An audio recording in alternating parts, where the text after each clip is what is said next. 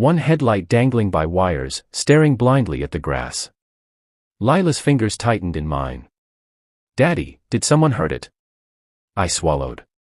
"Yeah, sweetheart. Someone hurt it."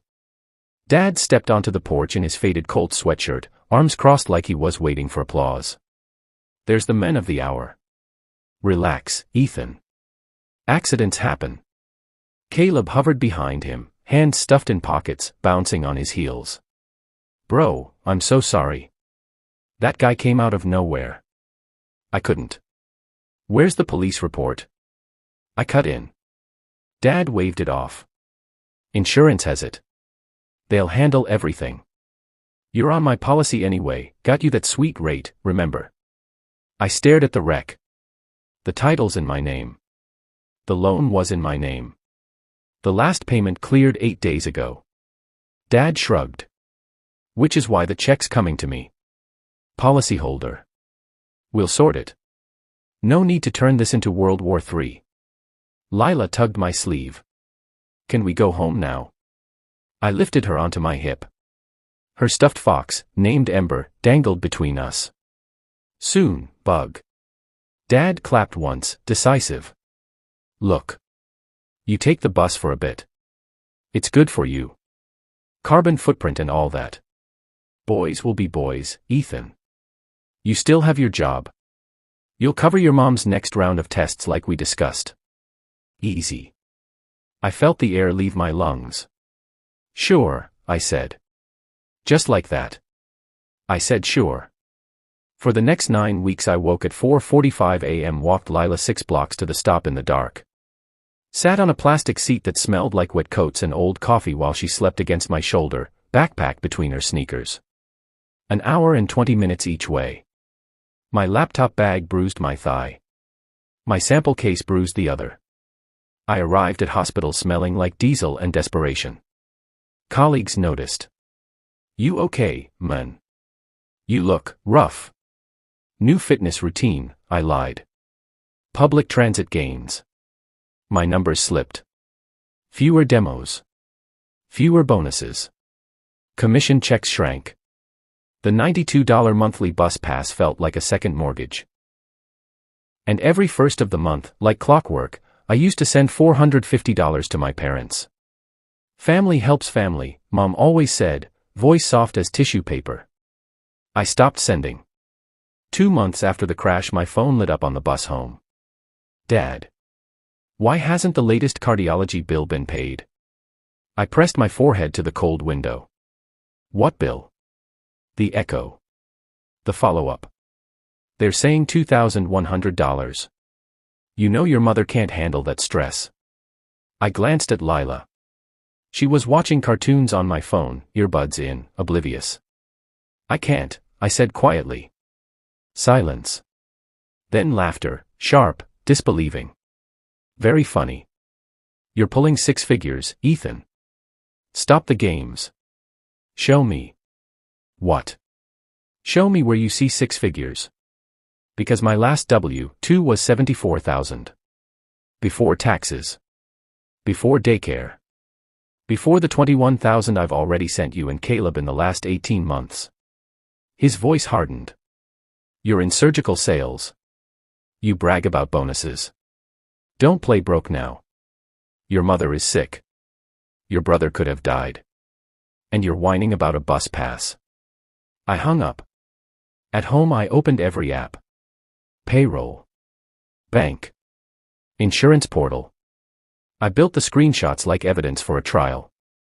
1. Year-to-date earnings. $74,819. 2. Transfers labeled family, $21,300. 3. The claim summary the adjuster finally mailed me. Total loss payout, $11,200. Paid to, policyholder, Richard Hayes. My father. I sent the collage. No words. 10 seconds later the phone rang. I let it go to voicemail. The next morning an email from the hospital billing department landed. Subject, Guarantor Update, Hayes, Margaret, ACCT number 7842. Body, per request of Richard Hayes, Guarantor status has been updated to Ethan Hayes, son. Reason provided, he makes more. He'll handle it.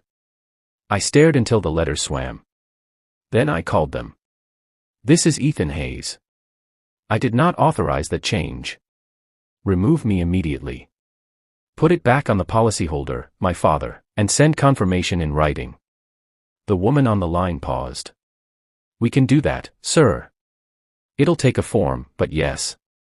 Lila wandered in, rubbing sleep from her eyes. You okay, Daddy? I forced a smile. Fixing something broken, baby. A week later Mom asked me to come to her cardiology follow-up. I know it's tense, she said softly.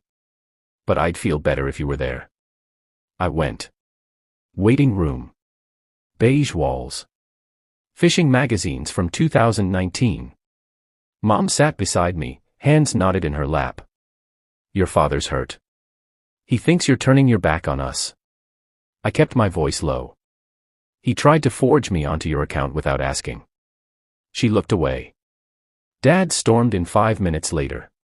Well. Look who decided to show his face. I stood. We're not doing this here.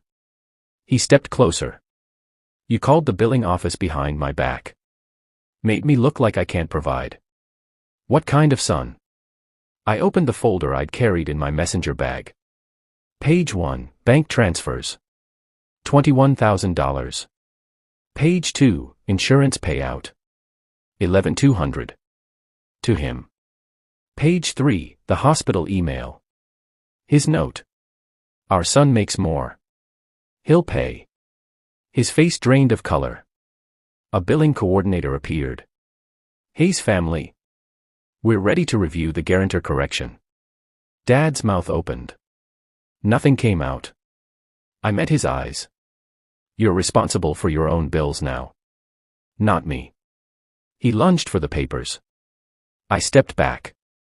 Mom whispered, Richard, my heart. He froze. The coordinator cleared her throat. If we could step into the office. I didn't follow them in. I walked outside, sat on the curb, and let the cold air burn my lungs. Lila's school bus would drop her in 40 minutes. I'd walk to meet her. We'd take the long way home, past the park, past the place that used to sell ice cream before the rent went up. I don't know if forgiveness is coming. I don't know if I want it to. But I do know this, the next time someone says, family helps family, I'll ask them to define both words.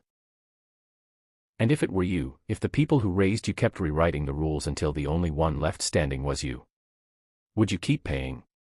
Or would you finally hand them the bill? Tell me in the comments. I need to know I'm not alone.